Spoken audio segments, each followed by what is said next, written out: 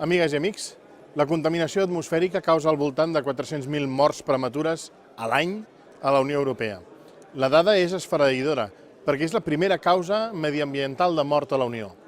La degradació de la qualitat de l'aire i els efectes del canvi climàtic són inqüestionables i avancen sense retorn.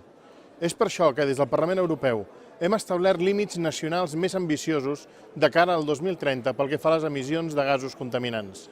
L'objectiu és reduir fins al 50% els efectes de la contaminació atmosfèrica en la salut i el medi ambient. És una legislació essencial que pretén millorar la qualitat de l'aire a partir de la reducció de gasos. Ara cal que les autoritats de cada territori transposin aquesta legislació i l'apliquin diligentment. Davant del context actual, en què sembla que no se sap ben bé per què serveix Europa, aquest cas que avui explico és una bona resposta.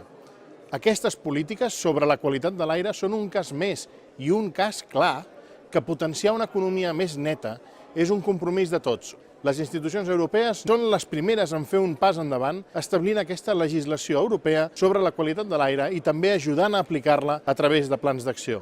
La Generalitat de Catalunya, juntament amb l'àrea metropolitana de Barcelona, diputacions, ajuntaments, estan treballant en la bona direcció, aplicant la cobertura legal i política que precisament s'ha establert a nivell de la Unió. I han emprès iniciatives per reduir un 30% les emissions vinculades al trànsit en el termini de 15 anys, com restriccions de trànsit a furgonetes i turismes de més de 20 anys. Cal insistir en un aspecte d'aquestes mesures que no podem deixar de banda. Primer, qui té vehicles de més de 20 anys? Segon, per què no ha renovat el vehicle? Tercer, quin ús fa d'aquest vehicle?